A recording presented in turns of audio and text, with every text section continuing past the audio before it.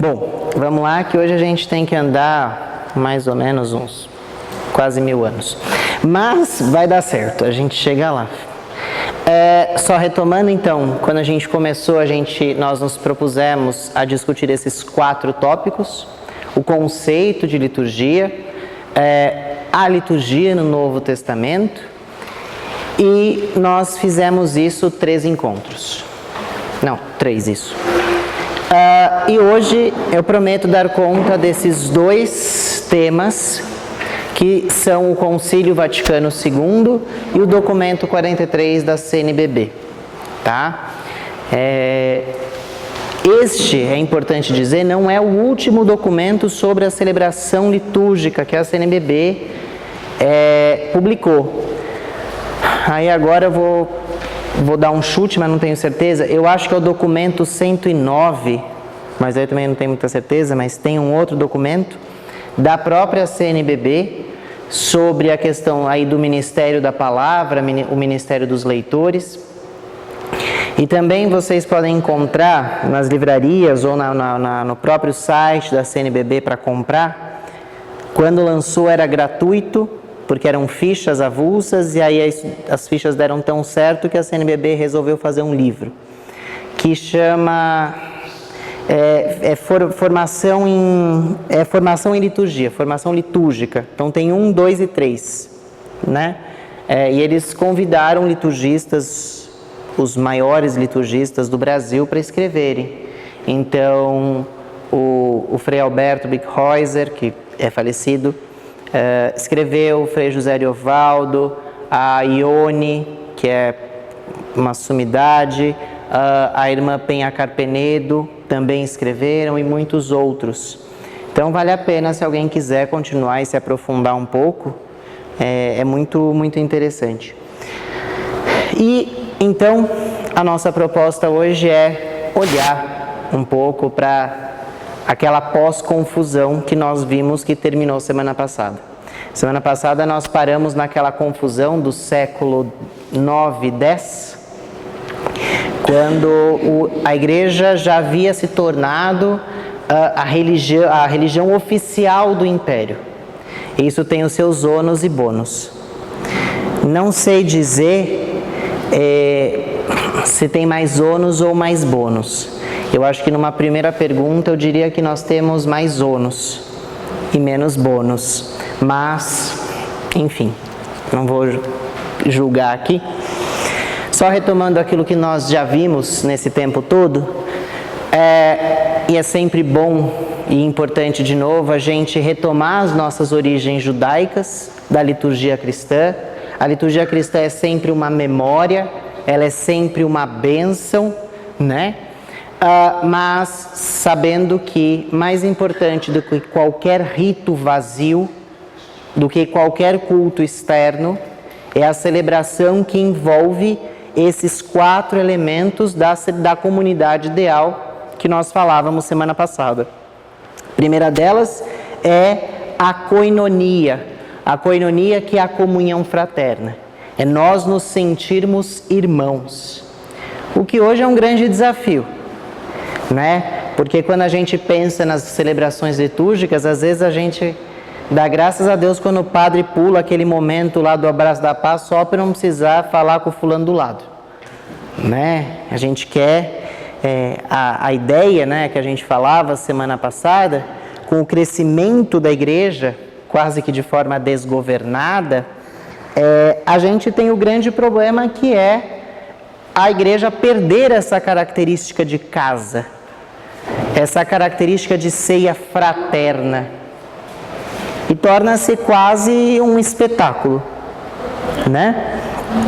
Então essa dimensão da comunhão fraterna, de eu me sentir irmão, ela é fruto, essa perda, né, dessa koinonia, ela é fruto dessa grande expansão do cristianismo. E o problema não é crescer, mas é crescer de forma desgovernada. Tanto que eu sempre brinco que quando a gente pensa nisso, é que nem quando a gente faz bolo, a gente fica feliz quando ele cresce, a gente fica bravo quando ele cresce demais e suja o forno. Cai da forma e suja o forno, que dá um trabalho dos infernos depois para limpar aquele forno. Então, o cristianismo acontece isso. Cresceu, derramou. Então a gente perdeu essa dimensão da comunhão fraterna. Eu acho que ninguém mais que vai à igreja hoje sente que está sentando à mesa com Jesus para tomar a ceia. Tanto que tem, acho que é o Luiz Turra, mas não tenho certeza, que tem um irmão que é ator, e ele tem um artigo que ele escreveu numa revista de liturgia em que ele compara a igreja e o teatro. Claro, o objetivo que ele faz isso é muito interessante, é para dizer todas as qualidades que um teatro tem e que a igreja deveria ter: som, banco confortável, um espetáculo atraente. Então, tudo que o teatro tem, a igreja deixou de ter, não tem. Mas, vejam, ele faz a comparação de duas coisas, você só consegue comparar duas coisas que são pelo menos similares. Então, ele está comparando a igreja a um teatro e não a uma mesa. Não a ceia lá no domingo na casa do fulano ou da fulana. Então, essa dimensão da comunhão fraterna foi um problema que a gente viveu, né, ao longo do cristianismo. A ideia do ensinamento dos apóstolos.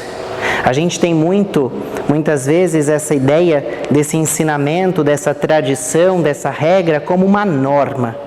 E esquece que o fundamento maior do cristianismo é Jesus Cristo e seu Evangelho. E Evangelho, eu sempre falo, em grego é boa notícia, não desgraça.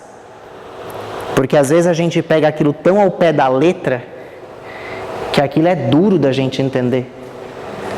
O Evangelho é boa notícia. Boa notícia não significa que é almofadinha para a gente colocar a nossa cabeça e deitar. É para nos incomodar, às vezes é para tirar a almofada que está lá embaixo, nos deixando no conforto. É para nos mover, mas é sempre uma moção interna positiva. A intenção de Jesus nunca é derrubar ninguém. Então, a koinonia, a comunhão fraterna, o ensinamento dos apóstolos, a partilha do pão e as orações. E isso daqui que há muito tempo se perdeu, que é o cafezinho depois da missa. É bem capaz hoje em dia das igrejas montarem uma lanchonete na frente e vender o café e não partilhar o café. Mas essa partilha é fundamental. Então tem essa questão que nós falávamos do crescimento. E por que isso tudo aconteceu? Não é que isso aconteceu do dia para a noite, isso aconteceu por um motivo, que foi o crescimento vertiginoso e também a grande ligação da igreja com outras culturas, com a cultura latina, com a cultura grega e também com o paganismo. O paganismo, lembra que nós falávamos, até copiei literalmente o que eu falei semana passada, que nós a partir de agora não vamos mais para casa, mas para a casa do rei, que afinal de contas ele é o sujeito mais importante dentro da nossa estrutura social, por isso nós celebramos na basílica, afinal de contas rei em grego é basileu, então nós vamos à casa do rei, a basílica, a arquitetura deixa de ser aquela coisa simplória e passa a ganhar ares, triunfantes. A gente vai falar hoje um pouco da arquitetura barroca e um pouco depois, quando a gente pega a arquitetura neogótica e neoclássica, com as torres muito altas, com os vitrais, nada é à toa, nada é solto, tudo é minimamente pensado, A assembleia virou plateia. Os mártires deixaram de ser exemplos para nos moverem a também nós sermos mártires e tornaram-se santos bonitinhos que a gente tem devoção.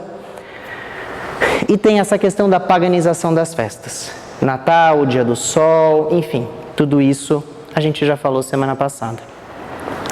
E é importante, eu queria chegar aqui para continuar, para dizer que nós tínhamos estruturas feudais. O senhor do engenho, olha eu de novo, errei a mesma coisa que semana passada. O senhor feudal, que era o chefe, e aquelas relações de suzerania e vassalagem, é a mesma relação que se estabelece com Deus. Suzerania e vassalagem, Deus é o nosso suzerano e nós os vassalos. Por isso aquela igreja do pecado vai tomando uma forma muito forte. Nós ficamos nos chicoteando porque faz parte. Afinal de contas, nós somos subalternos a esse Deus. E quem vai tomar conta, então, desse crescimento espiritual do povo eram os monges. Porque a gente não pode lembrar que os homens, mulher nem vou falar, porque naquela época não era nem 0 à esquerda, nem era contado no número, infelizmente, vocês sabem disso. Mas o homem, ele tinha 3 opções. Ou ele ia ser padre e entrar para o clero, ou ele ia ser cavaleiro, militar, ou ele ia ser nobre. Eram as 3 classes importantes que um suzerano poderia ser. E aí, lembra também que nós falávamos que o catecumenato, ser catecúmeno lá no Império Romano era ótimo porque te garantia uma cadeirinha lá no Senado romano. Então começam os conchavos políticos. Qualquer semelhança com as nossas bancadas religiosas hoje não é mera coincidência. Todas as vezes que igreja e Estado se confundem, dá confusão. Todas as vezes que o poder espiritual e o poder temporal não sabem para onde correm, nunca dá certo. A história já nos mostra isso. E aí a liturgia vai se tornando mais complexa, com muitos desvios, e aí lá no século IX começam essas reformas litúrgicas.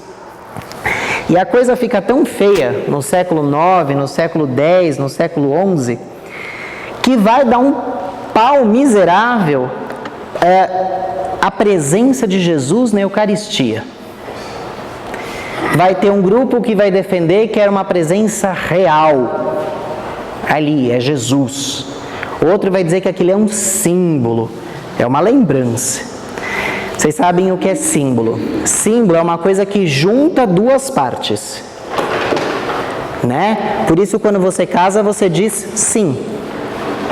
Quando alguém pede alguma coisa, você aceita, você diz sim, porque junta a sua parte com a parte do outro. Então, o símbolo é uma coisa que ganha uma nova forma. Se eu for na padaria e comprar um pãozinho, vai ser só pãozinho. Mas se eu entrar com aquele pão numa procissão, qualquer, pode ser na igreja, pode ser em qualquer outro lugar, aquilo pode significar o trabalho humano, o esforço, o suor, aquilo é um símbolo. Então é aquilo que é material que ganha um novo status. Isso é símbolo, isso é simbólico. E é essa confusão que vai dar lá nos séculos entre 9 e 11, quando um grupo, e aí eu não estou falando de povo, estou falando da confusão dentro dos mosteiros. Vocês vão ver que a confusão é boa, porque tem 2 pontos que se opõem dentro do mesmo mosteiro. E aí um grupo vai dizer, não, a presença é real, é o realismo que a gente chama. E outro vai dizer, não, isso é simbólico, é um símbolo só, uma lembrança. Por exemplo, quando você compra o pão e entra com ele no altar, ele não mudou de gosto, de formato, não mudou nada. Ele continua sendo pãozinho, ele só é simbólico. Tanto que quando você dá uma lembrancinha para alguém, se diz isso aqui é simbólico. É um símbolo do apreço que você tem por ela. Mas não é o apreço. E aí vai dar uma confusão lá no mosteiro de Corbier, lá nos idos de 1800, que vai escrever um tratado, que naquela época eles gostavam de escrever tratados. Um tratado chamado De Corpore et Sanguine Domini, do corpo e sangue de Cristo. Vejam o negócio como é forte. Ele diz assim: o corpo de Cristo, presente na Eucaristia, é o corpo mesmo que nasceu de Maria. É a carne física de Cristo que vem como que velada sob as aparências do pão e do vinho. As aparências do pão e do vinho são como que um envelope, a carne que escondem a carne e o sangue reais. Se fosse possível tirar esse envelope, a carne e o sangue apareceriam na sua consistência natural. Ele diz que na comunhão recebemos a natureza humana e divina de Cristo, e pelo metabolismo natural da digestão, ele é assimilado e se transforma em carne e sangue do fiel. Veja assim que ele faz uma volta que nos deixa confusos. Mas para vocês verem como quando você tem os extremismos, a gente é extremo em tudo. Ele acredita a presença real, como nós acreditamos, mas ninguém acha que quando a hóstia, o pão consagrado é um envelope. E aí isso vai dar uma confusão. E um monge do mesmo mosteiro dele, chamado Berengário de Tours, vai fazer uma outra... Dizer, não, lá, aquilo é só simbólico, aquilo é só símbolo. E aí isso vai gerar para ele vai ser chamado de herege, porque a teologia católica diz que ali a presença real de Cristo. E aí, mais do que ser herege, ele é chamado de heresiarca, ou seja, o pai dos hereges.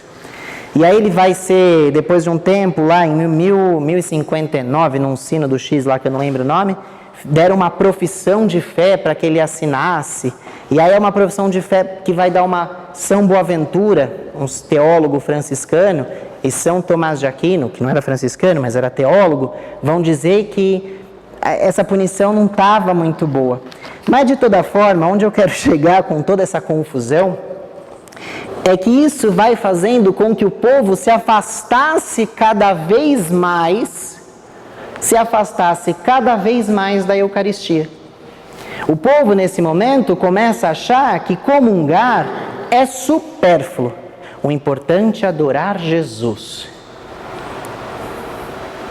Tanto que me dá um pouco de urticária quando eu vou em algumas missas.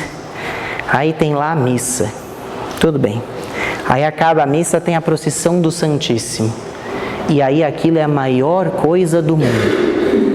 Como se aquilo que é externo, tudo bem, a presença de Jesus no Santíssimo Sacramento é válida, a adoração é válida e existe adoração na igreja. Nós mesmos aqui fazemos adoração uma vez por mês, mas terminou a missa, às vezes aqueles lugares lotados, entra o Santíssimo e o povo lá e quer passar a mão, e quer passar o cabelo, e quer passar a foto, e esquece que Jesus está lá, mas está dentro dele, porque ele já comungou. Então, o Jesus externo, a adoração, veja como nós herdamos isso deste tempo até hoje. Quando a gente fala de instituição da Eucaristia, a primeira coisa que você lembra é da Santa Ceia e nunca do lava-pés. E aí o povo começa a achar que não. Adorar a Jesus na Eucaristia é mais importante do que comungar. E aí, aquele altar da mesa, né, o altar de mesa da refeição sagrada, é só o altar do sacrifício. Perde-se o status de mesa. Tanto é que antes do concílio não tinha mesa. Era a mesma bancada, vamos dizer assim, que o sacrário. Não tinha uma mesa de comunhão. Porque não tinha, o sacrifício tinha sido perdido ali o ideal. O padre, de pastor, de pregador, passa a ser o sacrificador. É ele quem faz a oferta de Cristo. E ele é o único que é digno de receber Jesus Eucarístico. Não tão recentemente, mas eu tive no Rio de Janeiro, na Baixada Fluminense, Nilópolis. E foi bonito, né? O Frei estava celebrando, ele disse assim: aqueles que não quiserem comungar ou que não puderem comungar, ponto. Não entrou em mérito e nem demérito. Porque nisso ele abarca as crianças que não fizeram comunhão, aqueles que estão, sei lá, naquele dia não se sentem aptos a participar da mesa, sei lá. E ele fez exatamente: cheguem assim, mas entrem na fila de comunhão. Porque nós somos uma comunidade. E o povo parou de comungar. Tanto é que no quarto concílio de Latrão, 1215, a igreja institui, tanto lá coisas de catequese, né? Eu tive uma catequista que era freira. Então a gente fazia debate dos 10 mandamentos, olha que incrível. Mas eu lembro que a gente tinha que decorar os mandamentos de Deus e os mandamentos da igreja, os 10 mandamentos do povo de Deus, da lei de Deus, e os 5 mandamentos da igreja. Está lá, um dos mandamentos é comungar ao menos uma vez ao ano na Páscoa da Ressurreição. Isso não é de agora, 1215. O grande problema da igreja, e agora eu já estou escancarando, sabe, geladeira e mostrando o que tem e o que não tem, o grande problema é que as coisas entram na história da igreja e não saem. Dom Cláudio, quando ordenou bispo a Dom João Bosco aqui, ele fez uma homilia magistral. E ele disse uma coisa que não me sai da cabeça. Ele disse assim: por que é que nós não conseguimos evangelizar aqueles que nós batizamos? Por que é que nós não conseguimos evangelizar aqueles que nós batizamos? Nós batizamos, mas não acompanhamos.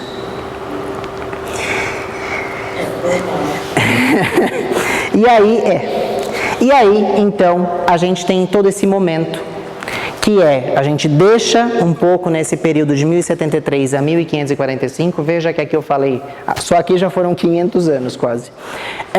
A gente deixa um pouco aquela estrutura feudal e vai passar para olhar um dos elementos do feudalismo, que era nos entroncamentos da cidade, nos entroncamentos, nos caminhos que levavam de um feudo ao outro, desenvolveram-se feiras de troca. Ali as pessoas iam para fazer trocas, para vender, para trocar, trocavam a peso de sal, daí vem a palavra salário, né? O sal era algo extremamente valioso. Então a gente perde aquela estrutura feudal e vão começar a surgir os burgos. Nós temos aqui uma revolução comercial. Eu nem preciso dizer que isso vai entrar na igreja. E vai desembocar lá na idade, no tempo da fogueirinha, quando a igreja vendeu cruz de Cristo até dizer chega.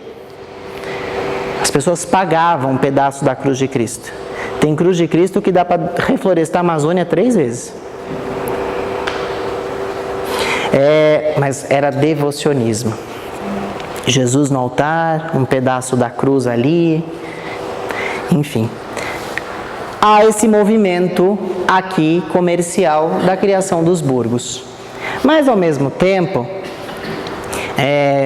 eu gosto de pensar que a história é como um pêndulo, né? Sabe aquele relógio que tinha na casa da avó, de pêndulo? Ora a gente tende para um lado, ora a gente tende para o oposto. Aqui eu tenho esse movimento de volta às fontes.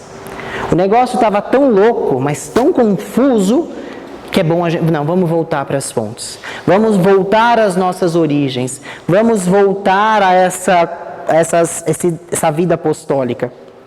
E daí vão surgir as novas ordens religiosas. É nesse período que surge, por exemplo, o franciscanismo. São Francisco não nasce e propõe uma forma de vida para, primeiro, um grupo. Quando ele decidiu, e toda aquela confusão que ele fez, ele queria viver aquilo. Ele não queria fazer grupo, escola, não, ele queria viver aquilo. Só que aí ele percebeu que o ideal dele estava crescendo muito. E toda vez que um grupo cresce, você precisa colocar regras. E aí ele vai dizer muito claro, a regra do frade menor é viver o Evangelho de Jesus Cristo. Ponto. Está lá, regra bulada, está lá. E aí é nesse período, no Papa Inocêncio III, que isso vai ser autorizado. Então vão surgir essas comunidades de vida, os jesuítas vão surgir nessa época, claro que pelas cruzadas, por um outro motivo, pelo mesmo motivo, de volta às fontes. Bom, a nossa fonte é Jerusalém, então vamos atacar e expulsar os muçulmanos de lá, mas eu não vou entrar nesse mérito agora. Mas eles surgem aqui, os franciscanos também surgem aqui e vão tomar grande força. O franciscanismo cresce largamente e rapidamente nesse período da igreja. Então, a gente vai ter esse retorno aos clássicos. A gente vai buscar uma inspiração lá nos gregos, os nossos primeiros pais, a razão aristotélica, né? A igreja estava muito emotiva. Vamos tentar ser um pouco mais racional. Não é racionalizar a fé, mas é olhar a fé a partir da razão. Eu estava estudando esses dias filosofia medieval, e é isso, né? Tem um autor franciscano que é o Dani Scotto, e ele vai falar isso assim: a gente primeiro parte de problemas complexos, e aí a gente vai conseguir lidar com o simples. Porque senão a gente vai de simples em simples, uma hora que o simples já não está tão simples, a gente desiste. Se a gente começa no complexo, a gente dá conta do simples. E para os filósofos medievais, Tomás de Aquino, Santo Agostinho, o Dani Scotto e outros, a fé e razão não são opostos. Eles são complementares. E aí vai ter esse retorno aos clássicos, esse valor do universo, do imanente, a ciência, e também do transcendente. O ser humano não se basta a si mesmo. Ele precisa de algo maior que ele, algo que o transcenda. Tanto que eu tenho uma teoria criando teorias, mas eu sempre digo que não existem pessoas que são ateias. Tem pessoas que não acreditam no mesmo Deus cristão, ponto. E vão buscar essa transcendência em outros lugares. Na música, nas artes. Elas vão buscar, elas sabem que elas não se bastam. Elas buscam no estudo. Claro, algumas fazem buscas em lugares errados, nas drogas, na bebida. Mas o ser humano sabe que ele não se basta. Ele precisa de um transcendente. Mas em 1348 acontece a peste negra, que devassa a Europa. Vai acabar com a Europa. Para além disso, a gente não pode esquecer que não existia Vaticano na época. A igreja tinha propriedades aqui e acolá. E aqui, todos nós vamos lembrar das nossas aulas de história, é quando tem aquela confusão eterna dentro da igreja, que tem 2 papas, um preso em avião e o outro no Oriente, um papa do Oriente e um papa do Ocidente. Aquela confusão do papa preso em avião, e também é o momento em que surgem os estados nacionais. Começa a surgir, por exemplo, a Itália, a unificação italiana, a unificação alemã. É nesse período da história que tudo vai acontecer. E a liturgia sempre ali formal. Sempre o povo lá quase adorando Jesus, quase não comungando. E aí tem até é o período de grandes descobertas geográficas. A gente não pode esquecer que é nesse período, até o Concílio de Trento, que, por exemplo, o Brasil vai ser descoberto. A América vai ser descoberta.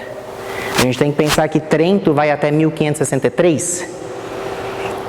Então, 1492, a conquista da América. 1522, a descoberta do Brasil. Enfim, o mundo ele começa a ficar maior do que aquele horizonte europeu. E isso vai trazer enculturações de novo. O modo como se celebra na África não é o mesmo que se celebra na China, porque há o processo de enculturação. Aliás, gerou uma polêmica enorme esses dias, porque o Papa em Roma celebrou o rito do Congo, uma liturgia africana. É o primeiro Papa que celebra numa liturgia africana dentro da Basílica do Vaticano. E aí a gente tem essa questão da renovação do papado. Há um processo de unificação da liturgia. O Gregório VII vai fazer uma grande reforma litúrgica. Na época de Inocêncio III vão surgir os missais, o missal pleno. É lá dessa época, 1200 mais ou menos, que vai surgir o missal, aquele livro que a gente usa até hoje. E que antigamente, no tempo da minha avó, existia um só. Todo cristão, não existia folheto. Todo cristão tinha o seu livrinho, todo domingo ia com o livrinho para a missa e voltava com o livrinho da missa. Sem entender nada. Sem entender nada, mas a gente tinha. Tanto que é nessa... Bom, a gente não pode esquecer a grande influência franciscana na igreja e a invenção da imprensa de Gutenberg, que a partir de agora os livros não precisam ser mais copiados. Quando a gente lê e também assiste ao filme O Em Nome da Rosa, a gente vê os monges copistas. Agora os livros podem ser impressos. Olha que coisa boa. Todas as igrejas no mundo inteiro não vai precisar ir alguém lá e ficar 500 anos copiando o livro. Agora aquilo pode ser impresso. Enfim, isso vai continuar, o povo vai continuar a não mais comungar, mas eu quero terminar esse pedaço lembra um trecho de um teólogo franciscano chamado Pedro Cantor, que lá no século XII, porque o que acaba acontecendo é, ser padre dava dinheiro, porque as missas agora eram cobradas. Todas as missas eram cobradas. Então, imagina, você vai ter padre saindo pela janela da igreja. Você acha que nas igrejas, quando você vai a Roma, tem tanto altar lateral, por quê? Porque eles eram chamados de padres altaristas. Cada altar era de um padre. Então, naquele tempo, você entrava na igreja, tinha uma missa aqui, uma aqui, uma aqui e uma aqui. A unidade, não sei para onde foi, mas eram os padres altaristas. E todas as missas eram cobradas. Ou então o padre celebrava para ele só. No final do século XV, tinha uma cidade chamada Breslau, tinha 2 igrejas e 236 padres. E a gente reclamando de vocação, né? E esse teólogo franciscano escreve assim: fazem falta menos igrejas, menos altares, menos sacerdotes, mas melhor escolhidos. E aí, em 1500, algumas catedrais tinham mais de 40 altares. E aí, na carta a toda a ordem, São Francisco escreve: não faltaram reações e resistências em relação ao predomínio das missas privadas. Destaco a exortação feita por Francisco de Assis aos seus frades: advirto aos meus irmãos e exorto-os no Senhor, que nos lugares onde moram seja celebrada uma só missa por dia, segundo a forma da Santa Igreja. E se houver vários sacerdotes no lugar, contentem-se um sacerdote, por amor à caridade, com ouvir a missa do outro. Carta toda ordem, está lá nos escritos de São Francisco, números 30 e 31. E é também a época, lembra que eu falei da adoração? Então lá pelos idos de 1200, na cidade de Paris, França tinha um poder muito grande, na época, França e Alemanha. Surge algo que acontece até hoje na missa, a elevação da hóstia. Já que é para adorar, então vamos adorar na missa, pelo menos. E aí o padre começa nesse momento a elevar a hóstia. Até 1200 não tinha esta elevação da hóstia, né? E aí tem um teólogo que diz assim, os primeiros padres dizem assim: o que antes era assembleia, caridade, sacrifício e comunhão, se reduz em adoração das espécies eucarísticas, de modo semelhante. Corpus Christi se converte na festa mais importante do ano litúrgico, solenemente superior até a Páscoa. Se vocês pararem para pensar, a única procissão oficial da igreja é Corpus Christi. Páscoa não tem procissão. Páscoa é aqui dentro. Corpus Christi que a gente pega, aquele ostensório bonito, quanto mais dourado melhor. A hóstia pode ser desse tamanho, mas não importa. Tudo lá enorme, bonito, a gente sai em procissão, fazendo festa, para todo mundo ver a adoração. E aí é o que a gente chama de a liturgia no outono da Idade Média, tá?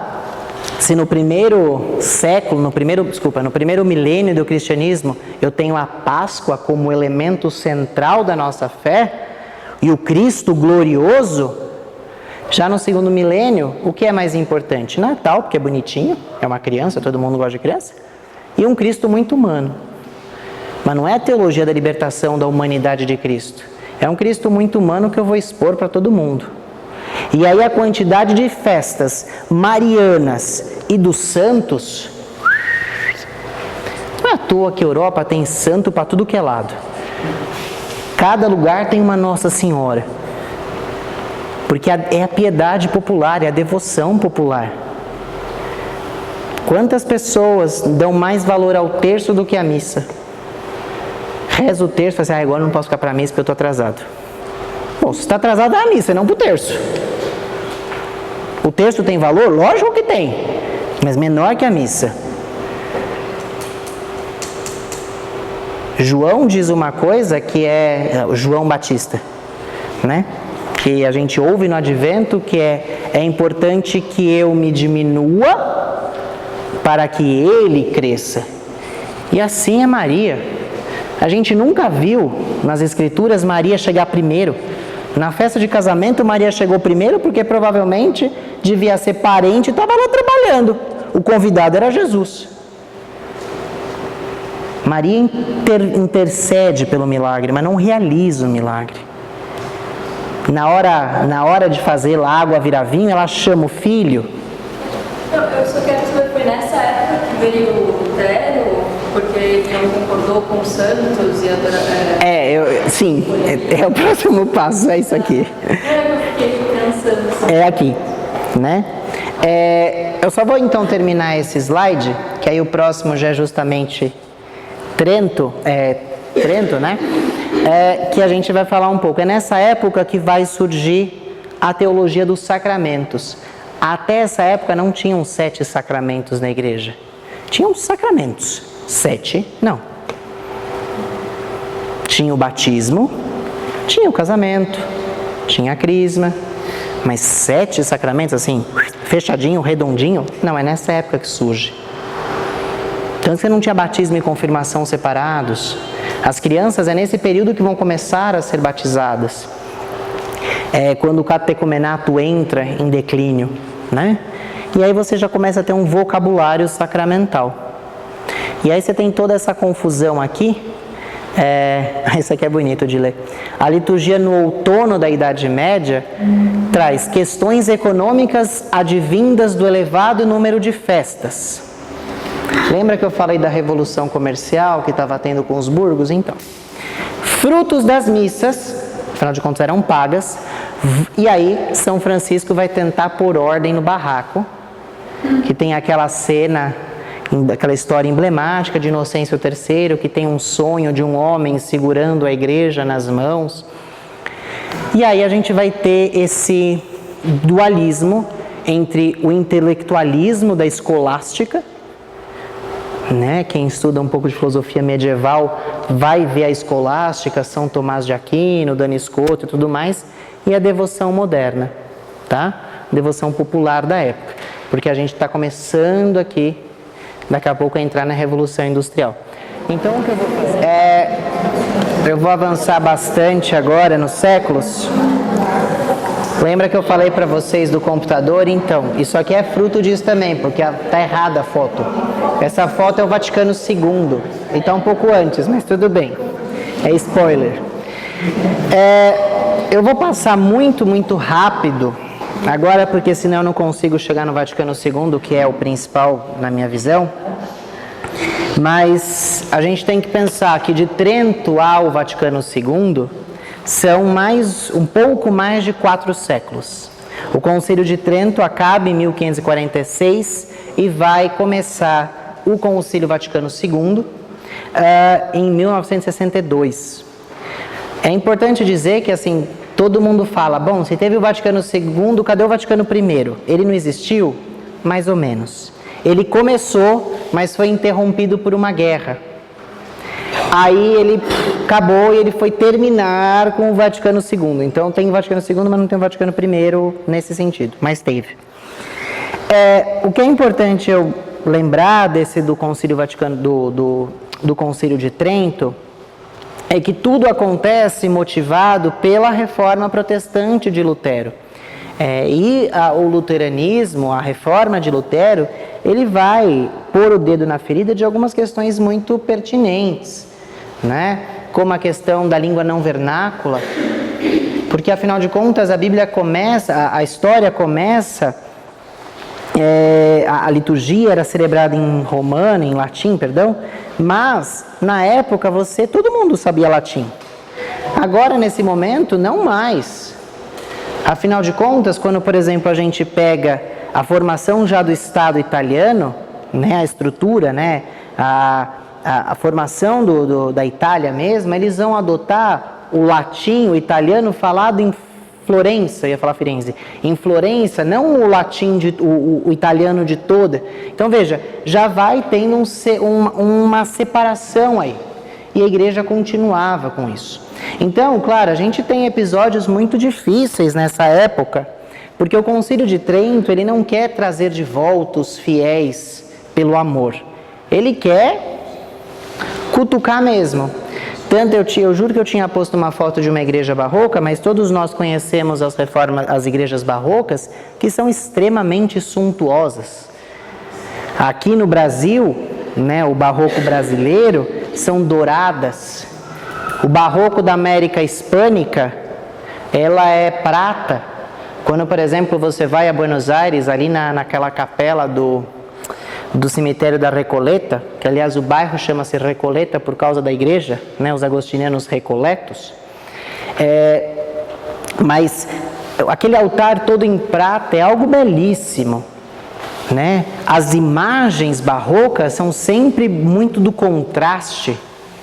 É sempre quando você vai a Minas, por exemplo, você vê aquelas imagens ou muito celestiais, traçando uma diferença muito grande entre os santos e os homens, ou então você vê imagens de dor muito forte. Tanto que quando, por exemplo, você pega Minas é extremamente famosa pela Semana Santa. Aquela música de lamento. Quando você vai a Itu, aqui no interior de São Paulo, bem pertinho daqui, você tem na Quarta-feira Santa, eu acho, você tem a celebração do ofício das trevas.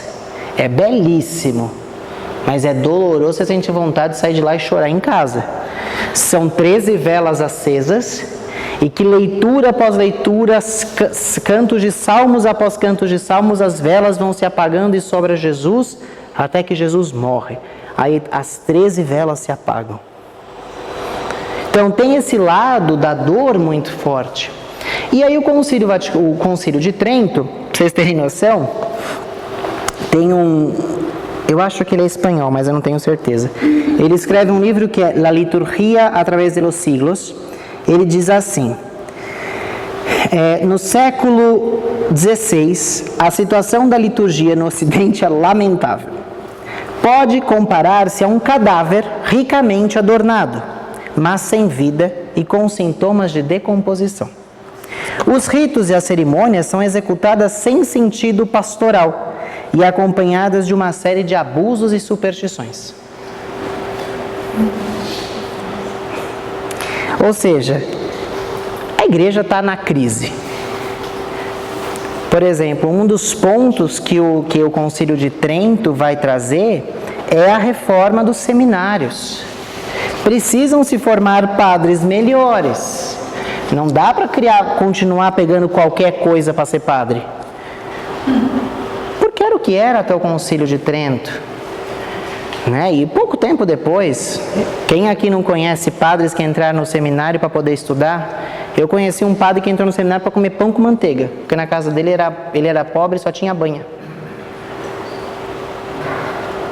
E tem padres que, enfim, mas tudo isso vai desembocar, e eu vou passar aqui bastante rapidamente, na Idade Moderna, na Revolução Francesa, com as ideias iluministas, a abolição dos estados pontifícios, ou seja, a partir de então a criação do Vaticano como uma sede do Vaticano. Você vai ter uma cisma, uma briga muito séria entre a igreja e o mundo moderno. Lembram-se que eu falei para vocês da criação da história da festa de Cristo Rei, né, em 1925? E aí os reformadores vão olhar muito para as reformas, para as 95 teses de Lutero. A missa vai começar a ser explicada, mas continua sendo ainda no latim. Só para não esquecer de perguntar, a gente sempre se refere a Calvino, não tem muito... Calvino não, para Trento não. Calvino, de uma certa forma, ele vai ter um outro aspecto que é na Suíça, né, do calvinismo, que é um outro approach, mas para a igreja em si, Calvino não vai gerar, porque a Suíça era muito insignificante, vamos pensar assim, para a igreja. A Alemanha, né, o Império Franco-Germânico, né, essa estrutura franco-germânica vai ser muito influente na igreja, muito influente. Ainda você vai ter os abusos dentro da celebração, né? Uma igreja muito avara, né? Irreverente, ainda com muitas superstições, né? A simonia e outras coisas. E aí se cria, então, a Sagrada Congregação dos Ritos. E também nessa época, algo que nós herdamos, que é o rubricismo. Rubricismo, bom, primeiro o que é rubricismo? Rubricismo é o que está escrito em vermelho. Rubro, vermelho. Então, se vocês olharem no missal, todas as instruções do missal estão escritas em vermelho.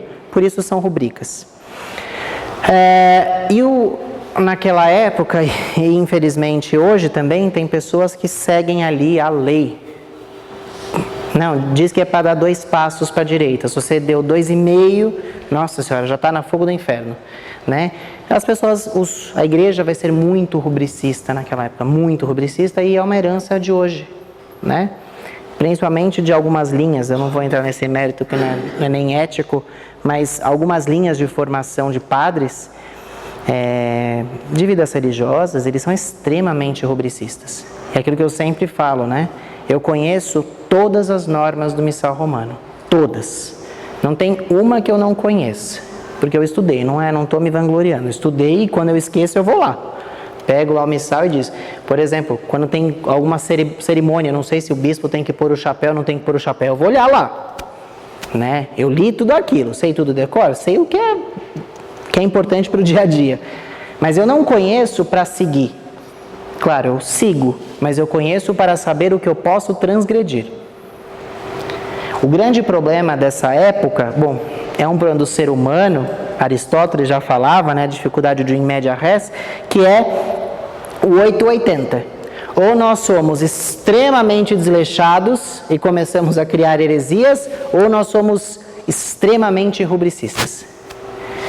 Eu não sei se vocês já passaram por essa experiência de ir a alguma missa e de ir a 2 missas, por exemplo, com essa coisa, né? Aquele padre, aquela comunidade.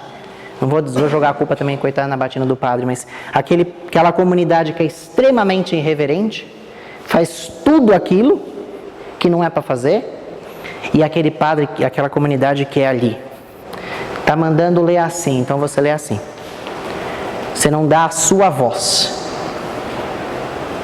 Nas duas, eu estou falando agora por mim, eu me sinto extremamente desconfortável. Numa, eu sinto uma igreja fria. Na outra eu sinto uma vontade louca de sair correndo para casa. Tem uma igreja que eu fui há pouco tempo, que eles dão a comunhão sobre 2 espécies. Mas os ministros ficam todos ali na assembleia. E terminada a comunhão, eles sobem e ficam. Imagina que aqui é o altar e a credência fica aqui. Todos eles ficam purificando os vasos, né? O cálice, tudo ali. Então, tal de vai cálice, volta cálice. Aquilo foi me dando uma angústia. Sabe quando você vai recolher prato no final da ceia e todo mundo resolve fazer isso, aí fica todo mundo na cozinha que não sabe onde põe o peru? Aquilo foi me incomodando, e era gente que passava no altar, ia de um lado e ia para o outro. Eu falava, socorro, eu só não fui para casa porque não dava tempo de ir para outra missa. Eu falei, eu estou aqui por Jesus Cristo, mas olha, você fecha o olho e vai. Então a grande questão é essa adequação, né?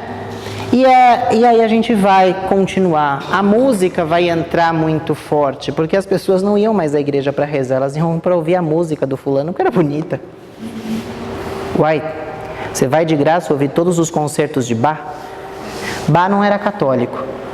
Ele recebia da igreja para produzir música, mas ele não era católico. Um dos maiores compositores católicos que nós temos é César Franck. Né? Mas pode continuar ouvindo Bach, que é bom. Mas as pessoas iam à missa porque é bonito. Não precisa ir longe. Quantas pessoas não vão ao Mosteiro São Bento 10 horas da manhã, 10h30, não lembro? Porque a missa a música é bonita. Aí tem aquela procissão solene e todo mundo ajoelha, tira foto. Você nunca vê tanto celular na vida assim. E aí, bom, as festas marianas, os altares laterais. A expressão que eu uso aqui é pesada, mas é uma liturgia romana petrificada e hibernante. Né? E aí vai, no final desse século, no final do século XVI, no final do XVIII, No final do 18, final do 19, começo do 20, vai ter essa reação ao iluminismo e tudo mais, e aí as coisas vão de fato degringolar e vão chegar ao Concílio Vaticano II. Juro que eu tô correndo, tá, gente? Porque senão eu não dou. Senão eu não dou conta de chegar aqui onde eu preciso chegar, que é aqui. O Concílio Vaticano II, que começa com João 23, já que eu estou na sessão de fofocas hoje, João 23 foi eleito por um golpe. No sentido dele, foi eleito porque ninguém sabia que Papa eleger. E aí, eu li uma reportagem hoje sobre isso, por sinal. Não, quer dizer, não sobre isso, mas que está meio que se articulando a mesma coisa hoje em dia. Para a próxima conclave, para vocês verem como é que está a coisa. Mas, João 23 não tinha escolhido. E só tinha cardeais muito novos. Aí aquela coisa, vai que você elege um que dura muito. Aí ferrou, né? Porque se ele for bom, lindo, se ele for ruim, ferrou. Aí pegaram, vamos pegar o cardeal mais velho que nós tem. Aí pegaram lá o Papa João 23. Eu não lembro o nome dele, era... Não, já vou lembrar. Pegaram lá o João 23, que tomou lá o nome de João 23. E ele abre o Concílio Vaticano II, no dia 25 de janeiro de 1959, ele declara que haveria o concílio é aberto, só que no meio do concílio ele morre. Eu falo que alguma vantagem tem que ter, todos os cardeais já estavam em Roma, então agilizou o processo. E aí foi eleito o Papa Pio XII. Pio XII, isso mesmo. É Pio XII? Não, Paulo VI. Pio XII é da Segunda Guerra Mundial. É eleito Paulo VI. E aí todos os cardeais, e nessa época já começam a despontar algumas figuras da igreja, né? Começa a despontar já o cardeal Wojtyła, o cardeal Ratzinger, Bergoglio começa a aparecer ali, mas Ratzinger e Wojtyła vão se destacar, e não à toa pouco tempo depois, o Wojtyła é eleito, né? E, enfim. E aí abre-se o Concílio Vaticano II, é interrompido pelo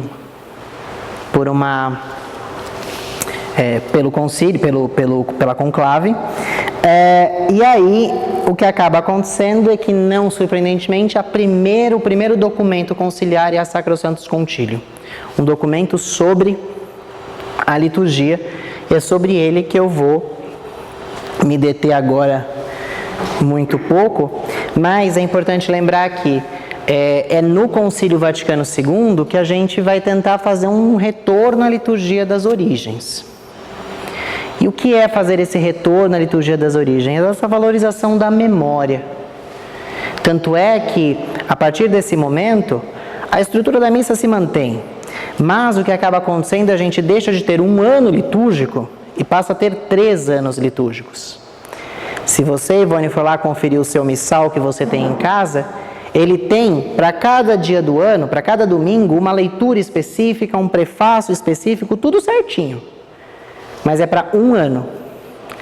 Agora a gente passa a ter 3 anos litúrgicos, A, B e C. E aí quem rege cada ano é um evangelista, e aí eu não vou entrar nesses méritos agora, até porque não é o propósito do curso. Mas eles vão tentar uma volta às origens e uma revitalização, né? A primeira coisa, acho que fundamental, é justamente a língua vernácula. Fazer com que, primeiro, que o padre vire para o povo. Segundo, que o povo entenda aquilo que está sendo celebrado. A gente não compreende o mistério se a gente não ouve, se a gente não entende o mistério. E aí a gente vai ter então um marco inicial do movimento litúrgico, mas o que é importante eu vou apontar aqui, nem sei onde que eu parei, mas isso daí. O Concílio Vaticano II, então, ele vai falar um pouco da faculdade dos bispos. Agora é facultado aos bispos decidir coisas. Então, por exemplo, o missal romano, nosso no Brasil, se vocês olharem na capa, ele tem sempre a aprovação de um perito de liturgia brasileiro. Os nossos missais até hoje são do Frei Alberto Beckhäuser, um franciscano que era professor do ITF e morreu. Ele era, sem sombra de dúvida, o maior liturgista do Brasil. Trabalhou em todas essas traduções, desde o Concílio Vaticano II. Mas tem a aprovação de Roma, mas agora cada igreja particular começa a ter o seu missal. As suas festas começam, e os bispos, por exemplo, 29 de junho em Roma é sempre São Pedro. No Brasil é sempre um domingo, nunca de semana. É antes ou depois? E quem decidiu isso? A Conferência dos Bispos. Então os bispos eles começam a ganhar essa voz. E aí, de uma certa forma, para encerrar, eu vou ler e comentar alguns trechos desses documentos do Sacrosantos Concilium, que sai em 63. Eu selecionei 2 números, o número 7 e o número 10. Vocês encontram na internet, quem quiser ler esse documento na íntegra.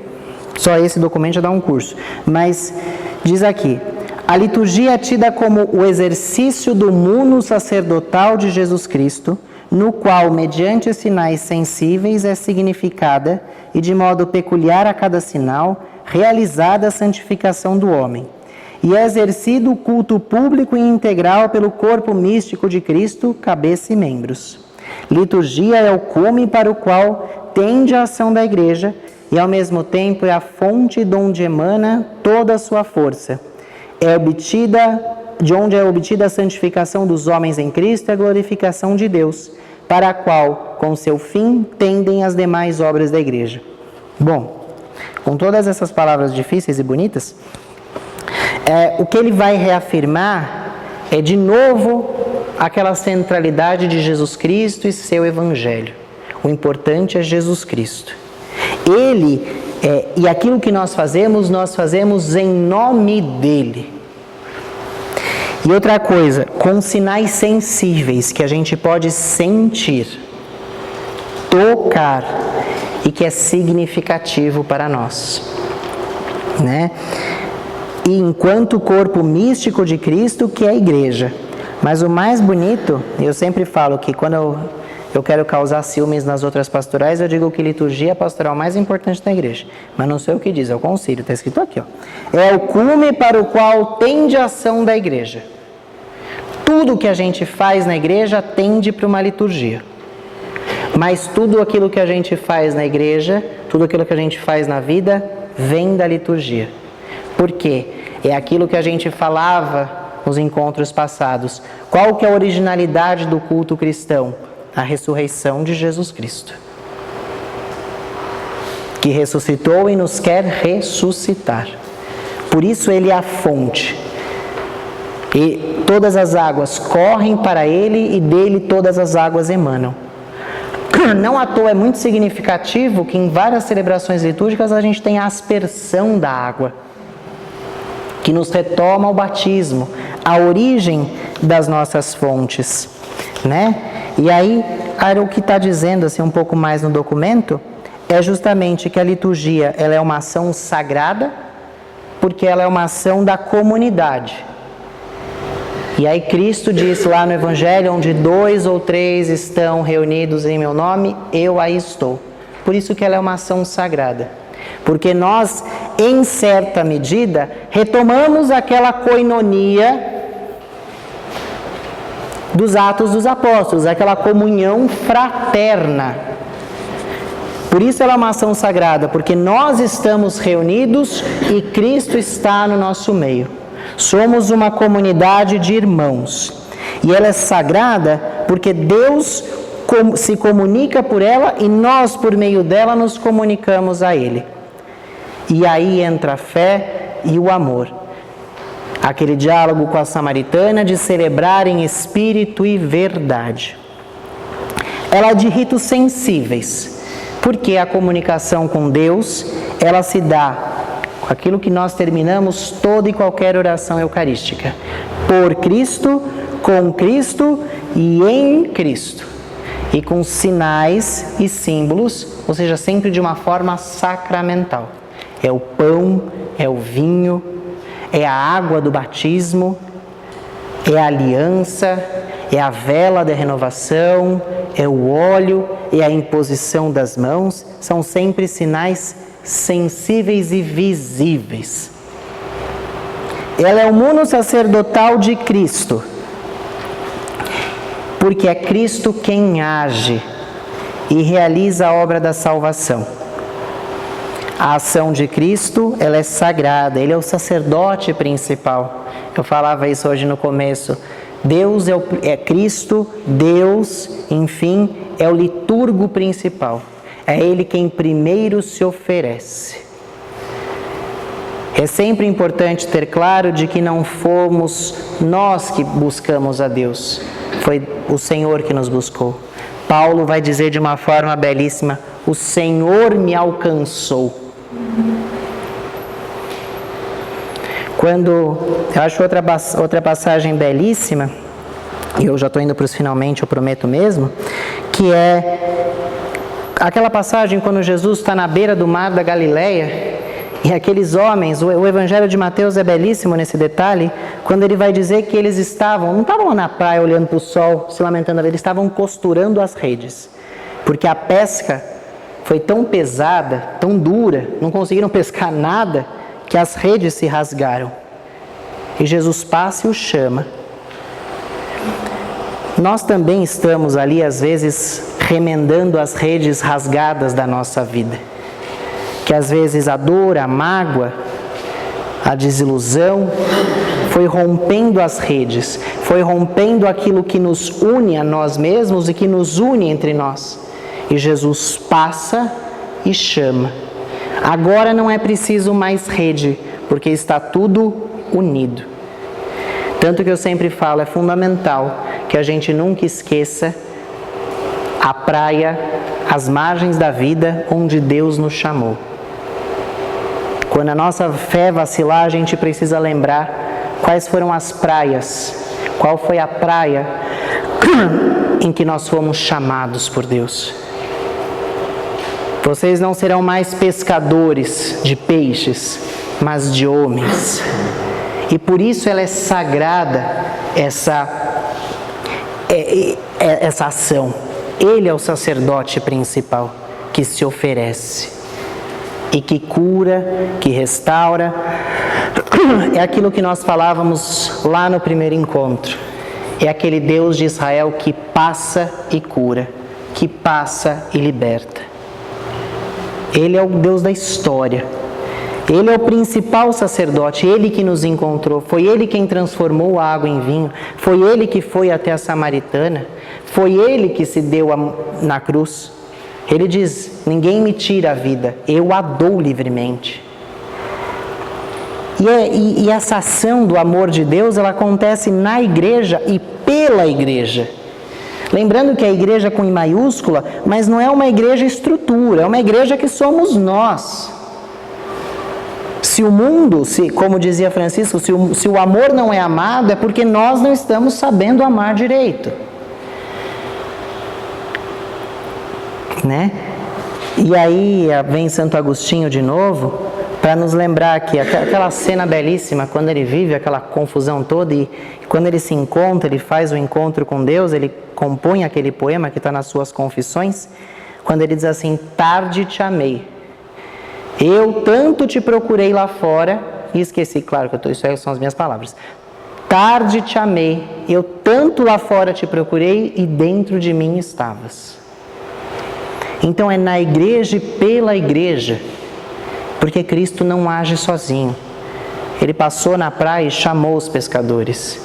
Ele curou os leprosos, 10. Um voltou e agradeceu, mas ele curou 10. A missão dele não era agradecer, ser agradecido, mas curar, e isso ele fez. E é para a santificação do homem e para a glorificação de Deus. Esses são os movimentos sempre de toda e qualquer liturgia. O movimento de Deus para o homem e do homem para com Deus. Então, o movimento do homem para com Deus e de Deus para com o homem é a santificação. Ele nos santifica.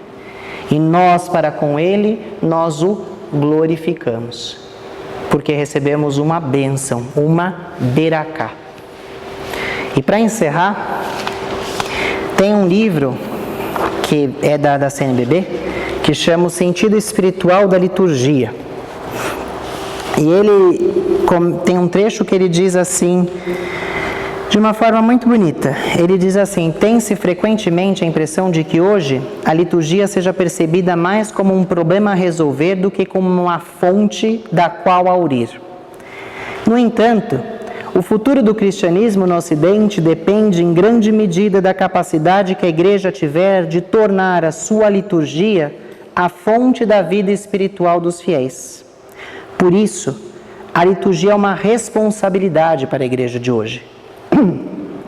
Convenço-me sempre mais de que a pergunta decisiva a qual é necessário dar o mais cedo possível uma resposta, não é antes de tudo como os fiéis vivem a liturgia, mas se eles vivem da liturgia que celebram. O modo como se vive a liturgia depende em grande medida do fato de como eles vivem da liturgia. Viver da liturgia que se celebra significa viver daquilo que a liturgia faz viver. O perdão invocado, a palavra de Deus escutada, a ação de graças elevada, a Eucaristia recebida como comunhão.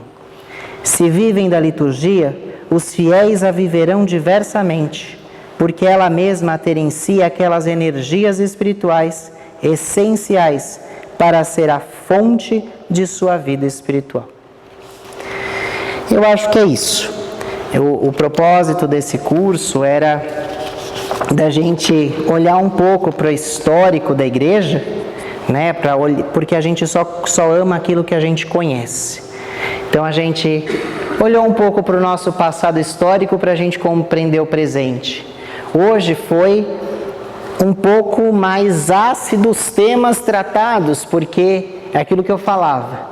Quando o humano e o divino entram ali manipulados por mãos humanas, a chance de dar ruim é grande, né? Mas o essencial da nossa fé é isso, é viver, é celebrar a liturgia e viver da liturgia, né? E todas as vezes que a nossa fé vacilar é lembrar disso, lembrar de três coisas fundamentais. A primeira delas é justamente que nós somos o povo da aliança. Celebramos uma memória desse Deus que nos ama, que passa e está no meio de nós. Que liturgia é o Senhor esteja convosco, Ele está no meio de nós. E, sobretudo, quando a nossa fé vacilar, é importante a gente olhar para os mares da vida no qual Deus nos visitou. Eu acho que isso é o fundamental. E aí lembrar que por Ele a gente deixou as redes e tomou outros caminhos. Claro que tem muita coisa complicada dentro da igreja, mas a gente não está aqui por uma estrutura. A gente está por uma pessoa que tem rosto e tem nome, e é Jesus Cristo. É por isso que a gente está aqui. Apesar de todos os pesares, é por Ele que a gente está aqui. Tá bom? Obrigado.